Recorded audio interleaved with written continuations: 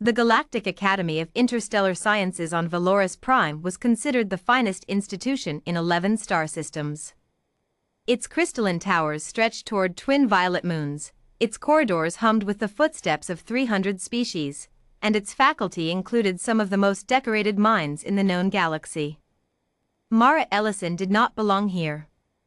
That was the quiet consensus among her peers, whispered in clicks and tonal harmonics and bioluminescent flickers that she could not fully understand but had learned to feel. She was the only human in the entire academy. She sat in the back row of advanced xenobiology with her plain gray uniform and her scratched datapad, and she took notes in a cramped, looping script that the Vothani students found primitive and the Silkoth students found incomprehensible. Professor Kale Veyron, tall, silver-scaled, with 4 eyes that could independently track separate equations, had taught at the academy for 63 standard years. He was brilliant, precise, and openly skeptical of the Galactic Council's new Diversity of Worlds initiative, which had, in his words, introduced several academically questionable admissions this cycle. He never said Mara's name when he said it. He never had to. The first incident occurred on a Tuesday, or what passed for Tuesday on Valoris Prime, where days lasted 31 standard hours and the light turned green at midday. Professor Veyron was leading a seminar on environmental hazard classification. The holographic display filled the center of the amphitheater with slowly rotating planets, each color-coded by threat level. Green for stable. Yellow for moderate. Orange for extreme. Red for hostile.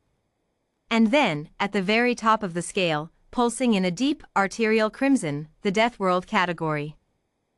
Deathworlds, Professor Veyron said, his voice carrying the particular reverence that most species reserved for religious ceremonies or black holes, represent the apex of environmental hostility in the catalogued universe.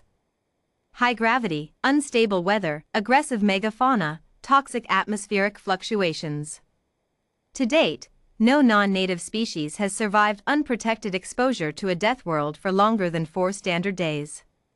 He paused to let that settle. A Vothani student named Zeal raised 3 of her 6 arms. Professor, what is the most extreme Deathworld currently on record? Veyron tapped his display. A blue-green marble appeared, wreathed in swirling white storms. Designation KX-7741, he said. Informally known by its native inhabitants as, he checked his notes with faint disdain, Earth. The amphitheater murmured. Mara, in the back row, went very still. Its gravity well registers at 9.8 meters per second squared, Veyron continued. Its atmosphere contains 21% reactive oxygen, which, for most species, is immediately corrosive to respiratory tissue.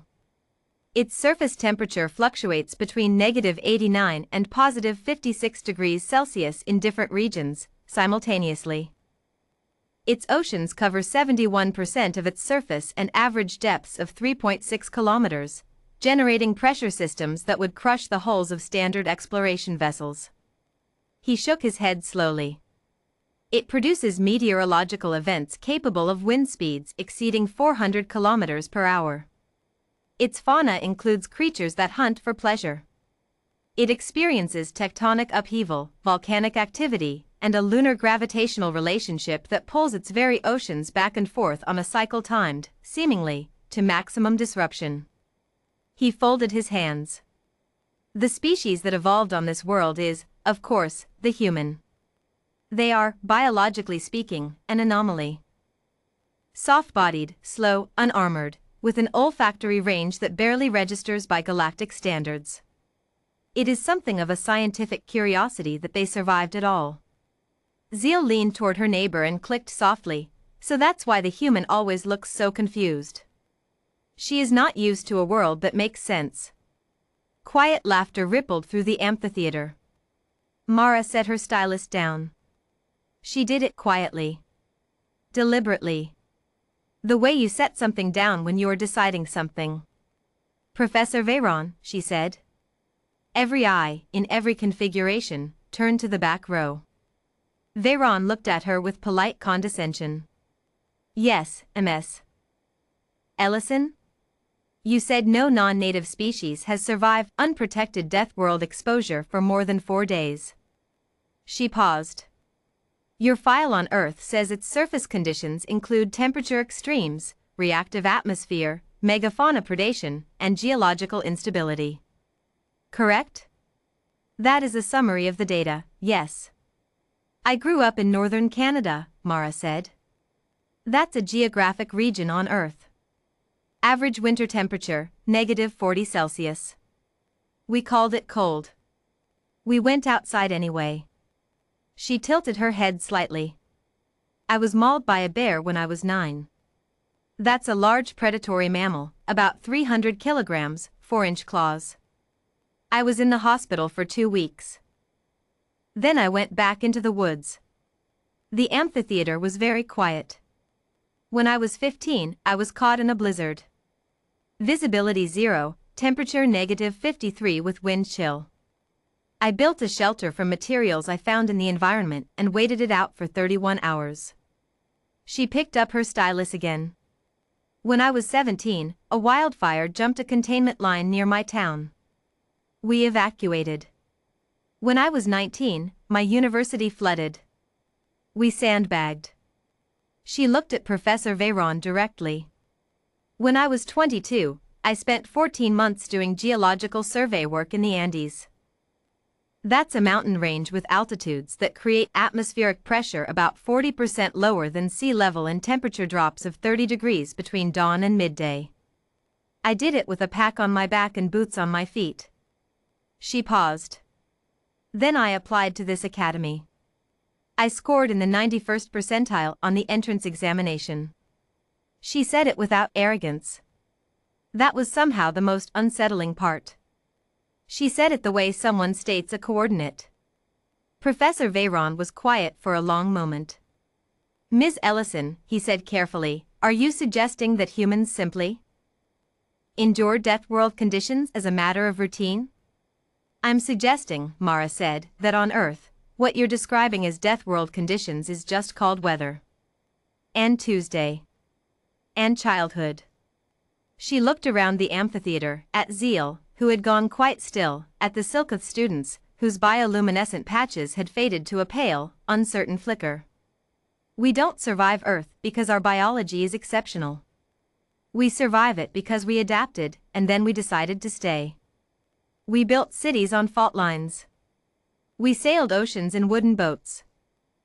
We climbed the highest peaks on the planet with tanks of bottled air because the atmosphere up there would kill us, and we thought that sounded interesting. A Silkoth student whispered something that the translator rendered as, they do it for enjoyment? Sometimes, Mara said, because her translator worked fine. It always had. She'd just never seen the point in announcing it. Sometimes we do it because we're scared and we do it anyway. Humans call that courage. We built an entire cultural mythology around the idea that fear is not a reason to stop. She pulled up something on her scratched datapad and pushed it to the central display without asking permission. A photograph appeared, grainy, ancient by galactic standards, taken with primitive optical technology. 2 humans in thick suits stood on a barren, wind-swept ridge. A flag planted in cracked stone behind them. Mount Everest, she said. 8,849 meters above sea level. Atmospheric oxygen insufficient to sustain human consciousness without supplementation. Temperature, -60 Celsius. Wind speeds exceeding 200 kilometers per hour. First summited in 1953. She let the image sit. There is now a traffic problem. Too many people want to climb it. Professor Cale Veyron stared at the photograph for a long moment. Something moved behind his 4 eyes that looked, to Mara, like recalibration. I owe you an apology, he said finally. He said it without qualification, which was not nothing. I have been operating from incomplete data. You had the data, Mara said, not unkindly. You just didn't think it applied to the student in the back row. She picked up her notes. It's a common mistake. We're easy to underestimate. A small smile. We find it useful. After the seminar, Zeal fell into step beside her in the corridor. The Vothani student was quiet for a moment, which for a Vothani was significant. They communicated in parallel streams and silence represented genuine consideration. "The bear," Zeal said finally. "You were 9 years old." "Yeah. And you went back into the woods." "It was my woods," Mara said simply. Zeal was quiet for another few steps. Her bioluminescent patches shifted through something soft and amber, a color, Mara had learned, that indicated something close to awe. "On my world," Zeal said, "we have a word. Velsheri. It means," she paused, searching for translation. "It means the one who has already survived the worst and now simply lives." Mara considered that. "On my world," she said, "we just call it Tuesday." She smiled and turned toward her next class, her scratched datapad tucked under her arm, walking the halls of the finest academy in 11 star systems like she owned every meter of it. Which, in all the ways that mattered, she did.